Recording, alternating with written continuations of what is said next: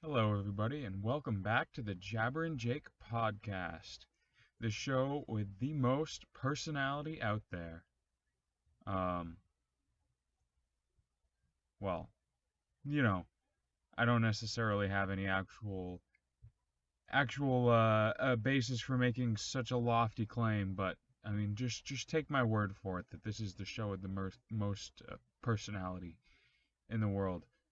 Whether that's a good thing or a bad thing is still yet to be determined, but it's a starting point. I realize that when I'm recording this, I say a lot. Uh, it's just a filler in the English language.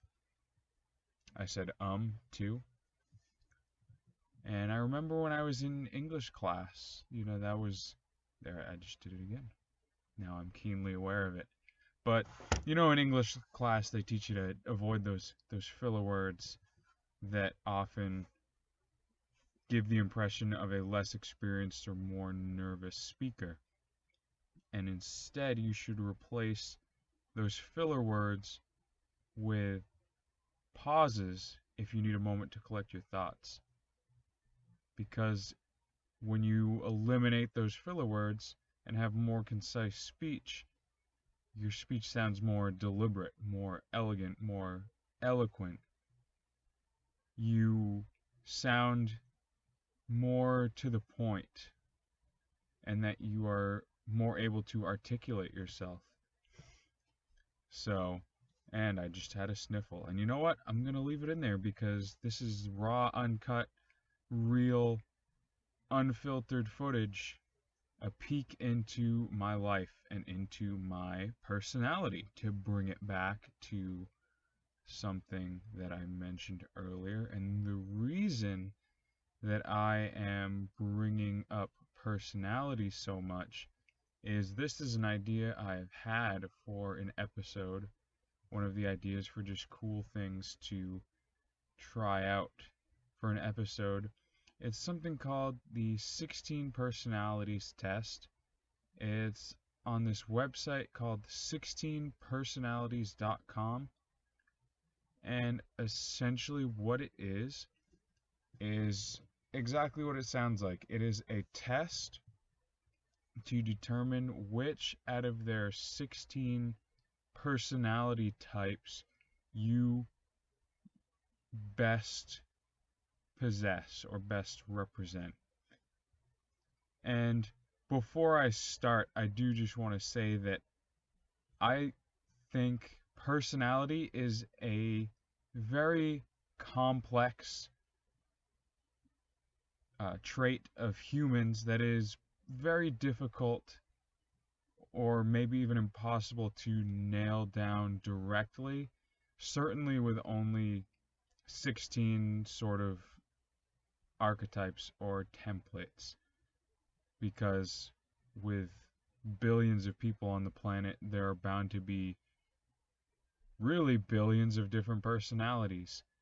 That being said, I do think it is a great approximation, a great abstraction to give you an idea maybe in which quadrant your personality lies, or it gives you a starting point to sort of maybe understand it a little bit better.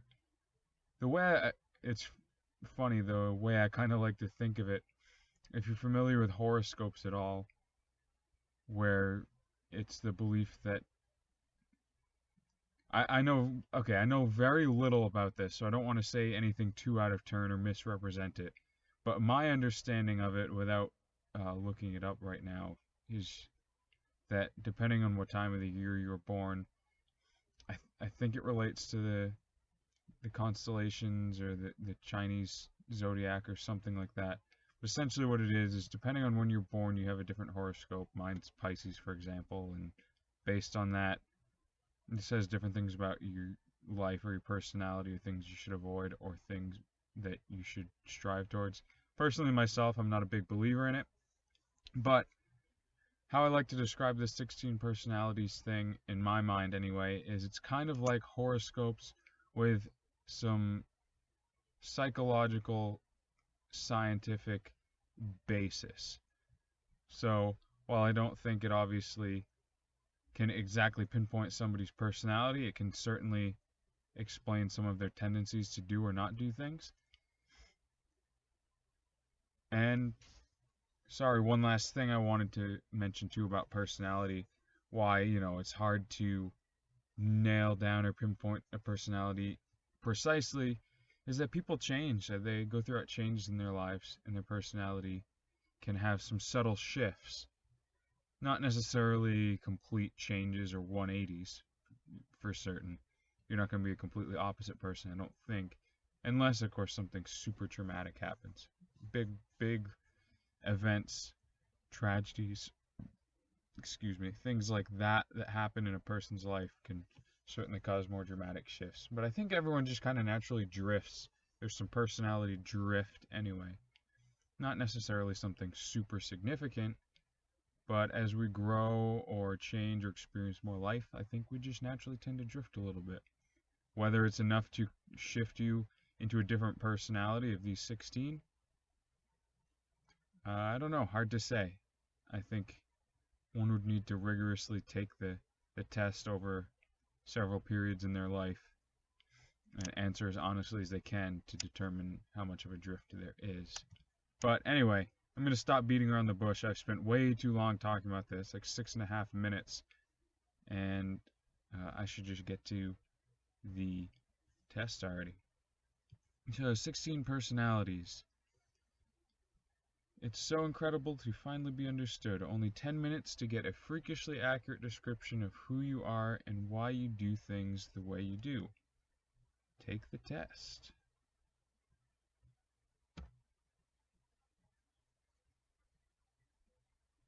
Free personality test.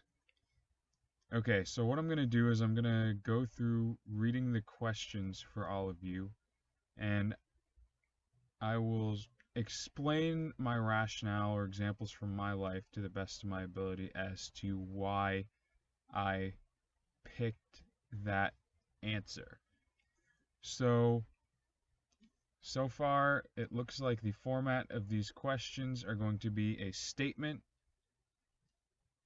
as well, and then the answer is from agree to disagree. There are 7 dots, 3 on the agree side, 3 on the disagree side, and then one sort of neutral looking one in the middle.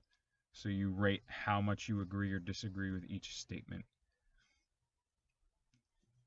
So the first question, or first statement, you regularly make new friends. Now for this one, I am going to probably say like we'll go with a 1 on the disagree side, maybe. I don't think I'm not completely inept at making friends. I can chat with people. I don't have the best communication skills. Sometimes holding up a conversation, small talk, I struggle with that a little bit. The biggest thing is I just don't get out there and socialize enough, which is something I need to work on more. As far as the communication thing, as far as the communication skills go, this podcast is a form of me trying to work on that, even though it's really still not even nothing replaces talking to other people, actually, because here nobody's talking back to me. I'm just rambling, and that's not how conversations usually go. So when I'm in social situations, I'm not super skilled at making new friends, but the bigger issue is that I just don't have enough opportunities to. So I regularly make new friends. Disagree. On 1 on the disagree side. Next, you spend a lot of your free time exploring various random topics that pique your interest. This is an interesting one. So I have several interests, things that I like to do in my spare time. And perhaps when I first was starting to look at these topics, you could have considered them random before I really started focusing on them more. Certainly most of the things that pique my interest right now at one time or another probably seemed random. But right now, they're not really random topics anymore. They've kind of solidified themselves. And I'm not really necessarily branching out to new interests too often, because if I try to do that, I won't really focus on anything. And I'm not going out actively exploring various random topics that pique my interest at the moment. Not to say that I wouldn't, so I'm probably going to go pretty neutral on this. Seeing other people cry can easily make you feel like you want to cry too. I'm going to say like a 2 on the agree side. I'm kind of debating between 1 and 2. I'm going to say 2. It's not a full agree because it's not a guarantee and it's really depending on the context. However, more and more often I am finding myself feeling that empathy where if I see somebody crying, particularly in the context of crying out of sadness or sorrow. Now, I don't see it too often in real life situations, but in film or media or movies, I've certainly seen it. And as I've gotten older, I definitely have more of a tendency to feel that empathy. When I was younger, it was less often. I guess teenage Jake was a heart of stone, cold-hearted bastard. But yeah, I'll say 2 on the agree side. You often make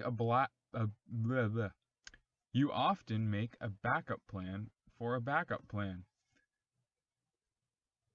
I'll give a slight agree, a 1 on the agree side. I certainly could be better at planning. It's interesting, I'm actually in a situation right now where I'm trying to make a plan, and I had a backup plan. Well, I didn't have a 1 on the agree side. I can sometimes do it, but it's not all the time. Sometimes I'll be good at it, sometimes I'm not. I would say I slightly err on having a backup plan, so that's why it's not neutral. You usually stay calm, even under a lot of pressure. I wish I could say agree to this. I wish I could even at least stay neutral on this. And it really depends on the type of situation, I guess. These days, I just feel a lot more anxious in general, depending on the task. So I'm going to have to say like a 2. I'm going to have to say actually a 3 on the disagree scale right now. It's certainly something I want to work on and get back to, because there were definitely times where I probably could have said a 3 on the agree side. But right now I'm just in a place in my life where I feel I get anxious a lot more easily or stressed depending on the situation. I'm sure I could find a situation where I can stay calm, but I haven't encountered one recently, so I gotta disagree, unfortunately. At social events, you rarely try to introduce yourself to new people and mostly talk to the ones you already know. Yeah, that's a full agree. That's just sort of how I usually am. There's a thing of comfort about it that I have a hard time. Going back to that first one where I regularly make new friends, that's definitely one obstacle to it. I will eventually warm up to people in the right scenario. I'm actually probably more likely to warm up to other people if I go somewhere without anyone that I know, because it kind of forces you to. And actually, that's an interesting point, a note that I had to mention for another podcast topic. We'll take a quick intermission here on that one so I can talk about this. So, it's funny, I've thought about some of my closest friends or friend groups, or groups where I really felt a strong sense of camaraderie with people. And it's funny, a couple of the things I've felt that way about the most were, 1, on rugby teams I've been on, and 2 was on the fire department. And there's something that both of those have in common. You wouldn't necessarily notice right off the bat. But, well, the difference is sort of the intensity or the extreme nature of the activities you're performing. Now, I do have to preface this, obviously, that firefighting and rugby are two very different animals. You are seldom risking your life in a rugby game, more often during firefighting. Although, even then, I would say that in both cases, you take the necessary precautions and you make the smartest decisions to reduce that risk to as low as possible. But the thing about it is, the thing they both have in common, as I mentioned, is just how extreme and how intense, how daunting or intimidating an activity it can be. You know, there it is again, the you knows. You really need to trust that the people there with you have your back. Whether you're in a rugby game and you're going in and you're getting tackled and ending up on the ground, you want to know that your team's there to back you up. You want to know when you're making a stand at the 5-yard line, the 5-meter line before your zone, before the opponents are about to score, that everybody's going to do their job and hold the line and push the offense back. When you're going into a burning building, you got to trust the person that's going in there with you to stick with you and that you're going to keep each other safe. So you really need to build up this bond, this trust with people on your team. And the thing is, you don't always necessarily get to decide who it's going to be backing you up. So you really got to have that tight bond with almost everybody if you can. And that can be difficult sometimes, but sometimes you just got to put your differences aside when the rubber hits the road and be like, listen, you're not the guy I'd necessarily hang out with outside of this, but right now we got to have each other's backs. And I got to thinking that a really great way to form friendships with people, especially quickly, is to really just be put into the, metaphorically speaking, thrown into the fire, into the forge, into the furnace. Really go through the ringer with a group of people. I mean, if you go into a really tough, stressful, tense situation with a group of strangers, I guarantee you that by the time you're through that situation, you're going to have at least one new friend. And I think it's because one aspect of it anyway is when you face such a stressful, daunting situation, you don't want to go through it alone. You want to know you have at least one person that has your back. So that's certainly a thing. And also, if you have to depend on each other because it's a team, then you got to, you want to be able to trust the people that have your back, and you got to form that rapport. So certainly one situation or one tip, not necessarily tested empirically, but if you want to make new friends, go out of your comfort zone and try doing an activity that scares you more than sort of that fear of approaching people and starting conversations. And I guarantee you it'll definitely help. I could talk more about this. I might talk more about this on another episode, but yeah, pro tip for the day. So yeah, at social events, you rarely try to introduce yourself to new people and mostly talk to the ones you already know. That's a full agree on that one. You prefer to completely finish one project before starting another. Ooh, this is a tricky one for me. It really, I guess, it would almost feel like a cop-out to say neutral, but at the same time, it really just tends to depend on the project for me. For example, at work, if I have multiple tasks to work on, I will start with one I'm obviously not trying to do multiple ones at once. I'll start with one, and if I am able to complete it, great. I'll keep going, doing tasks, completing them. If I hit one where I get a real roadblock, maybe this applies to most things I do in general, most projects. I get, it really depends on the length, the complexity of the project, stuff like that. But let's say for most tasks that I work on at work, just as an example, if I hit a task and I'm working on it for a while and I'm working on it and I'm kind of stalling, getting stuck, not really making much progress, then if I have other stuff to switch to, I might change gears for a while just to give myself a bit of a breather from that other task. Maybe get a fresh perspective, put that on the back burner, and maybe an idea will pop up while I'm doing something else. That's kind of how I tackle a lot of tough, maybe programming problems or assignments I would have in school.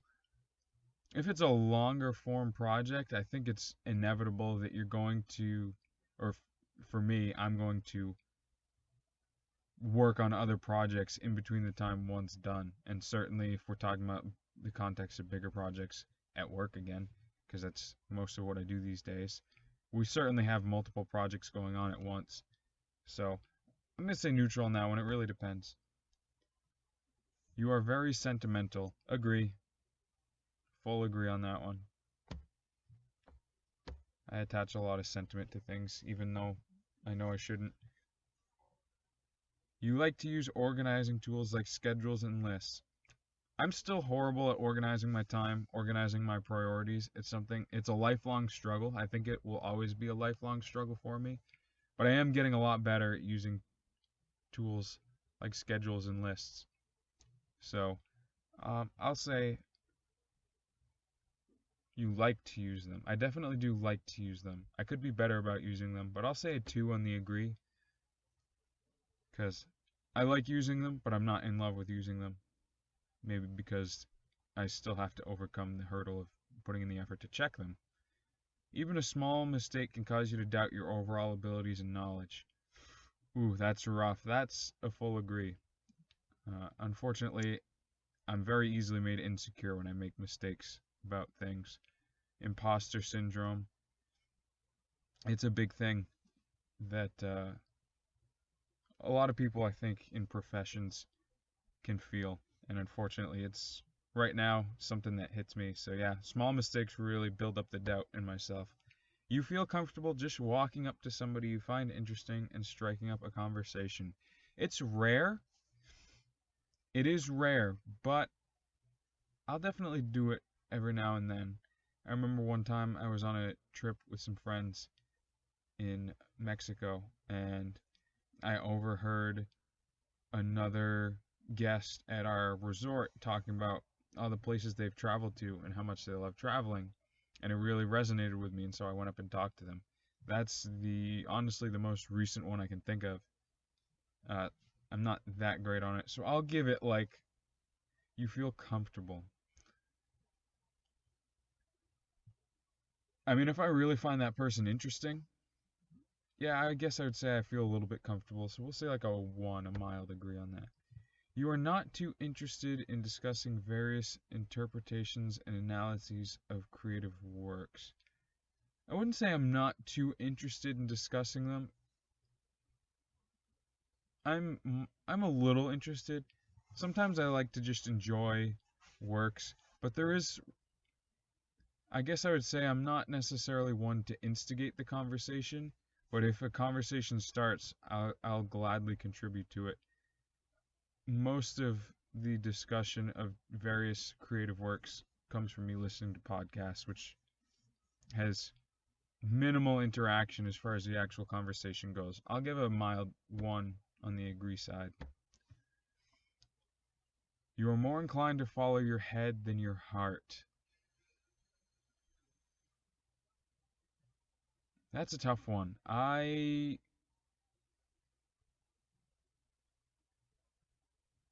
might do like a slight 1 disagree. I think I'm more often. No, you know what? I'm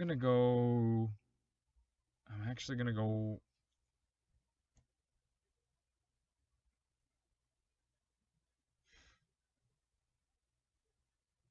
think I might go on the agree side.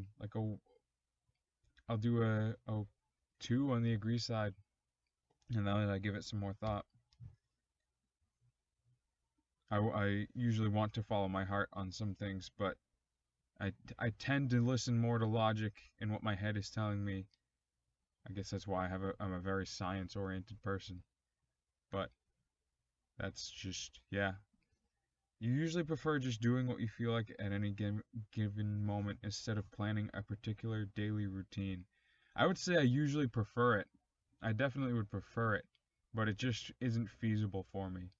But the question is if you usually prefer it. I would say full agree on that one. So far, a lot of agreeing to these questions. You rarely worry about whether you make a good impression on people you meet.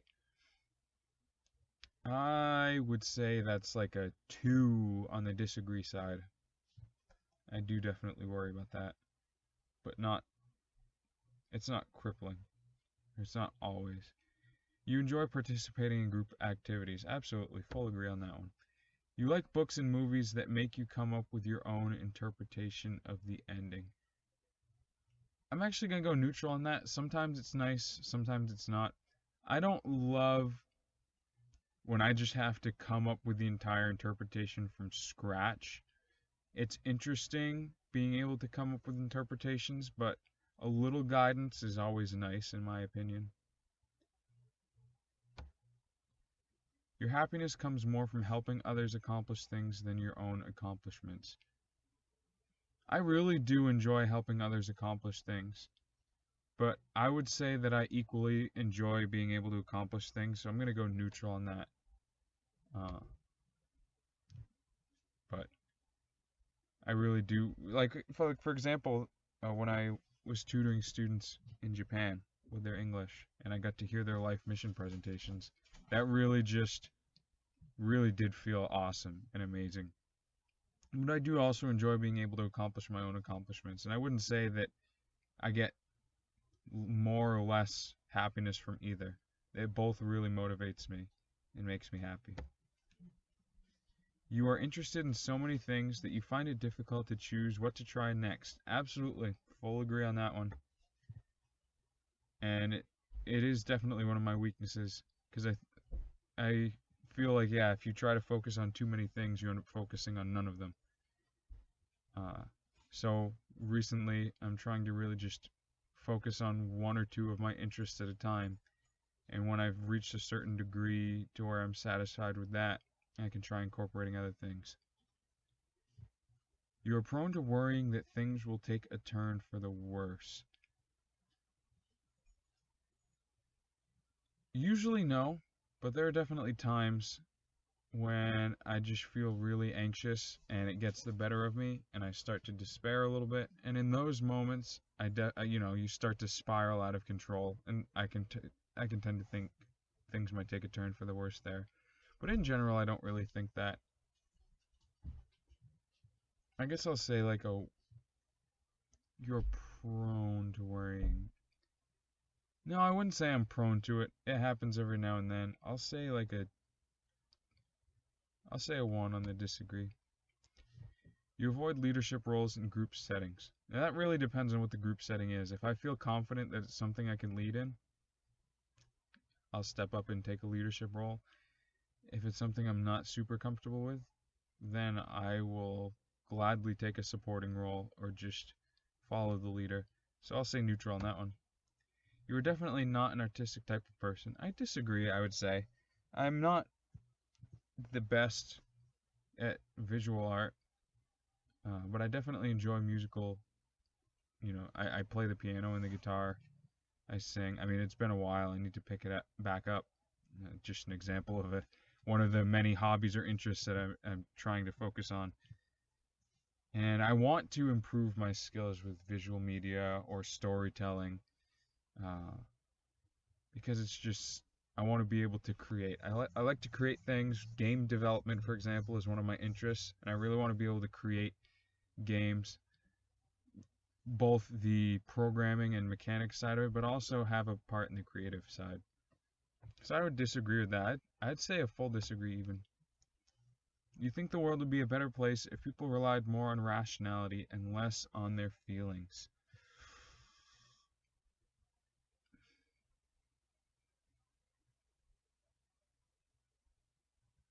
That is a really tough one. I think it's important.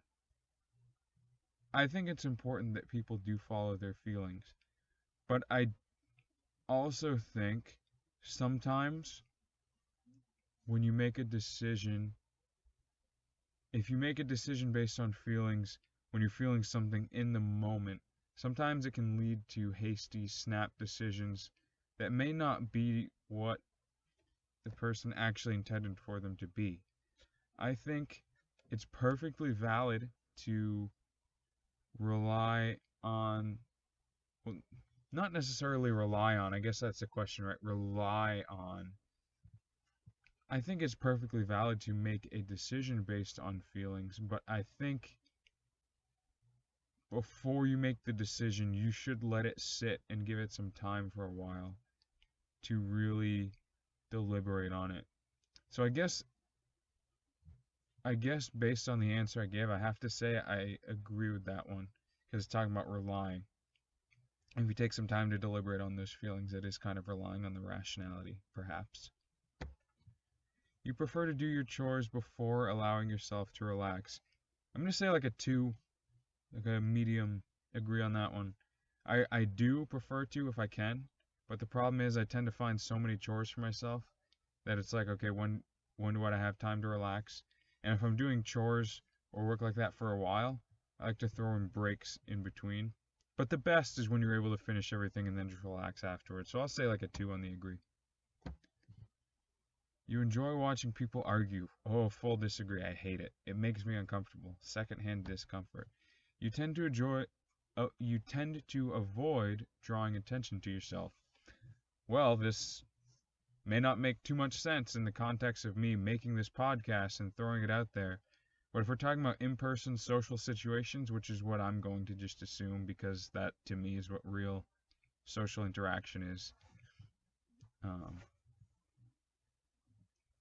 going to say disagree. Big disagree.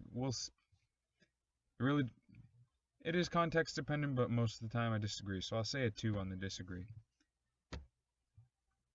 And when I say that in-person socialization is the real socialization, I'm saying there's nothing wrong with connecting with people online, but to me, just in-person connections and social interactions definitely feels a lot better and releases chemicals in your brain that make you feel good that we miss out on online interaction. Your mood can change very quickly. Yeah, these days it can kind of change quickly. It doesn't swing violently from one extreme to the other, but it can change pretty quickly. I'll say a 2 on the agree. You lose patience with people who are not as efficient as you. I don't necessarily. I'm very patient when it comes to that. I may get inwardly frustrated a little bit, but then I try and put it in perspective and I realize where I can be not as efficient in other situations as other people, and I try and put it in perspective. And even if I'm getting inwardly frustrated, I try to never take it out on anyone else. So I can't. I will give a slight. I'll give.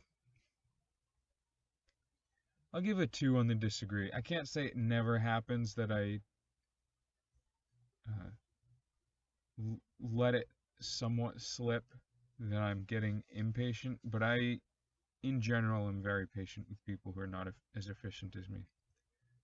Not that those situations necessarily pop up too often, but you often end up doing things at the last possible moment. The story of my life. I wish it weren't so. Probably a matter of me not being as organized with my time, or maybe this is the imposter syndrome speaking. Maybe I'm just not good enough at all the things I do, so even if I'm doing it the whole time, it takes me longer. Yeah, we'll say a 2 on the agree. We'll say a full agree on that one. You have always been fascinated. Actually, sorry, just to jump back. Yeah, the perfect example. Sometimes I'm recording the podcast the night before I have to upload it. I'm going to get better at that, I promise. But you have always been fascinated by the question of what, if anything, happens after death. I don't know if I say I've been fascinated by it. Just a quick aside that I am Christian and I believe that there is an afterlife and you either go to heaven or hell. I guess I've sometimes thought about it. It's like, because we have this life as temporary, where we are living here on Earth. Obviously, everyone's going to die at some point. And the thought of an afterlife where that life is eternal sometimes screws with my brain. And sometimes I'll just sit there in a trance trying to imagine what eternity would be like. So I guess that's kind of a fascination with the afterlife. But fascinated by the question of what, if anything, happens after death. I mean, I kind of have a belief of what I think is going to happen. I don't know if there's fascination to what is that answer. So I guess I'll say a 2 on the disagree side. You usually prefer to be around others rather than on your own. I'm going to go neutral on this one. It depends. Sometimes I really want to be around people. Sometimes I want to be by myself. It really depends on the time. Usually prefer. In an ideal world, I would say, yeah, I slightly agree with that, actually. I'll do a 1 on the agree side. Most of the time, I'm perfectly happy being around other people, and if I need time to myself, I think I can usually get it. You become bored or lose interest when the discussion gets highly theoretical. I wouldn't say so. I'm going to have to say I'll say a 2 on the disagree side on that. You find it easy to empathize with a person whose experiences are very different from yours. At the moment, I would slightly disagree, like a 1 on the disagree side. I want to get better at it. I want to interact with more people and try and learn about more people's experiences and their background and be able to build up that empathy. But right now, I don't find it that easy. I want to, and sometimes I can. You usually postpone finalizing decisions for as long as possible. Yep, that's me. Full agree. Got to work on it. You rarely second guess the choices that you've made. That's a full disagree. After a long and exhausting week, a lively social event is just what you need. More often than not, that is a hard disagree. After a long and exhausting week, a quiet night in on a Friday night is what I like. I'll say a 2 on the disagree side.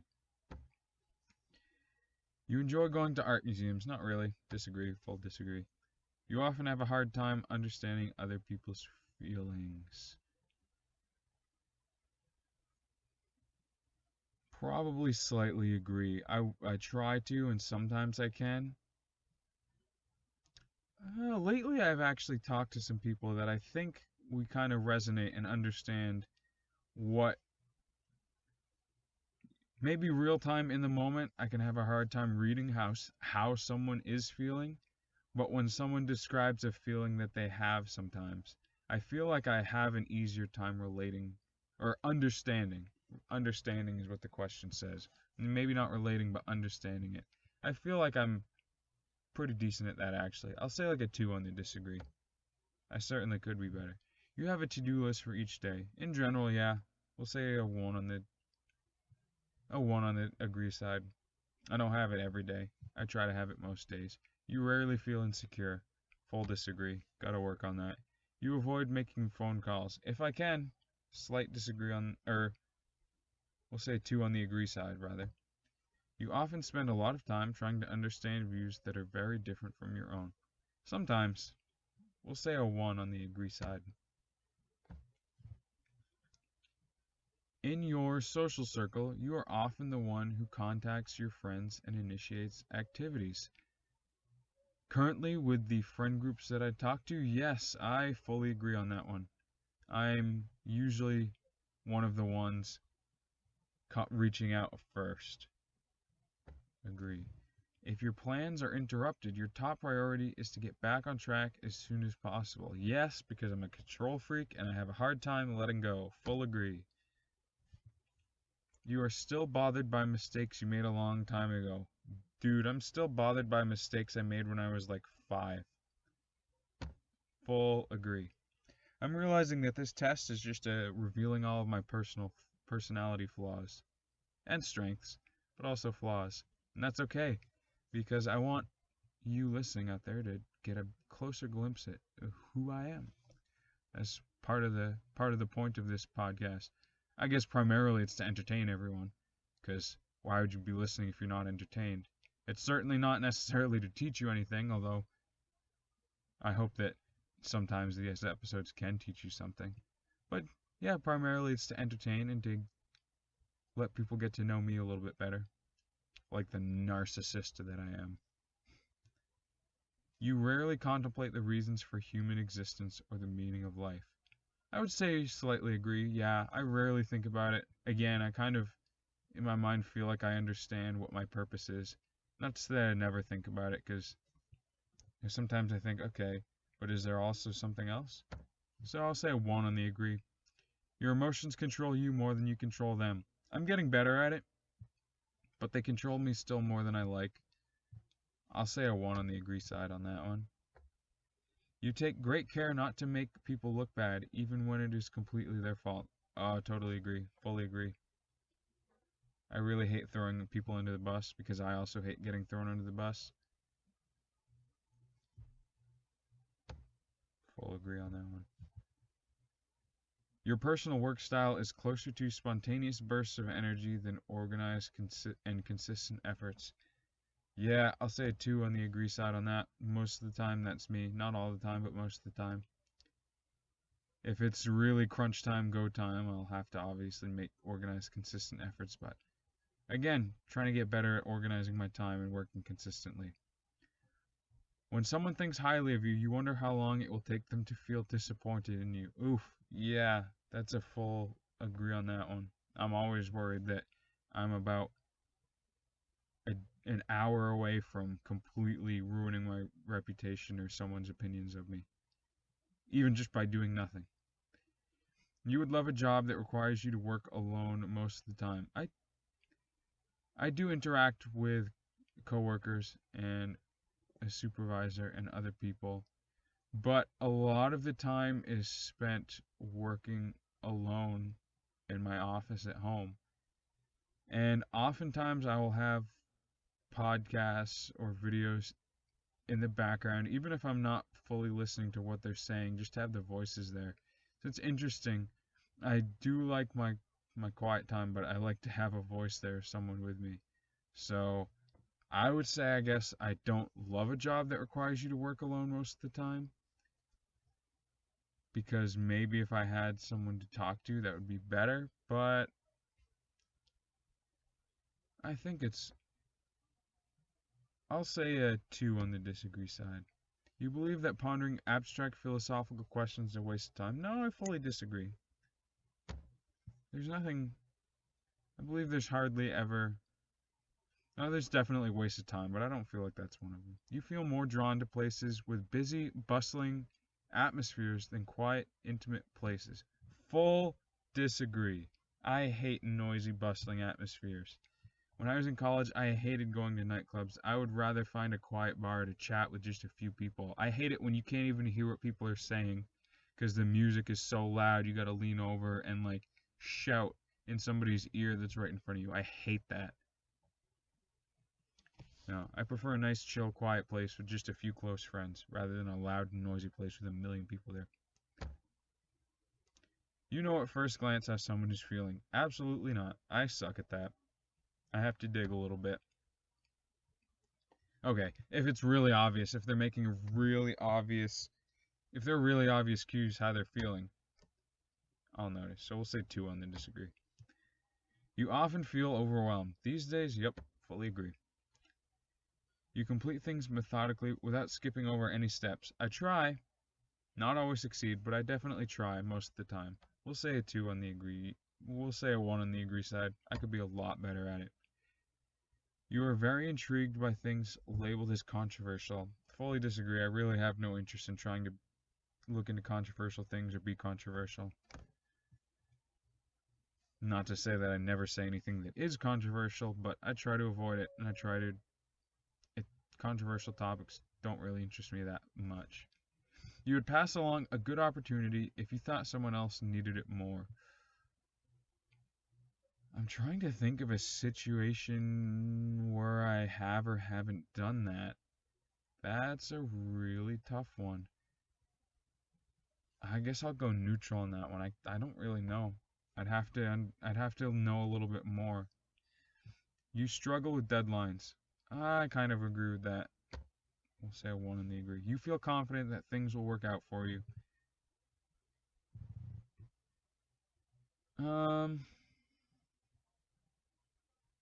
We'll say I want to believe yes, but I'll go neutral on that one. I need to work on my confidence in that, and also I need to have that direction. And your gender, I identify as male.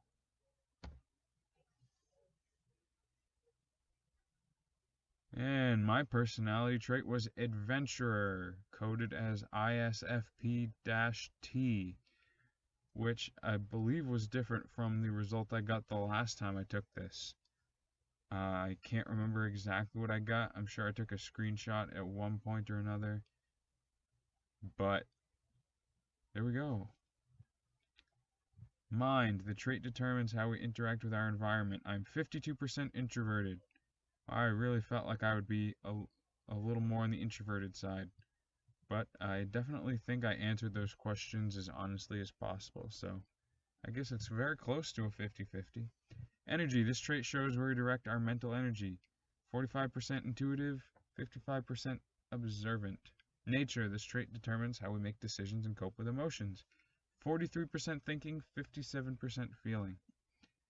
Tactics, this trait reflects our approach to work, planning, and decision making. 47% judging, 53% prospecting. Identity, this trait underpins all others, showing how confident we are in our abilities and decisions. 15% assertive, 85% turbulent.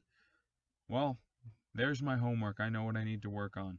Not that it's okay to not always be assertive, but everybody should be at least a little bit assertive. You should be able to advocate for what you think and feel and believe.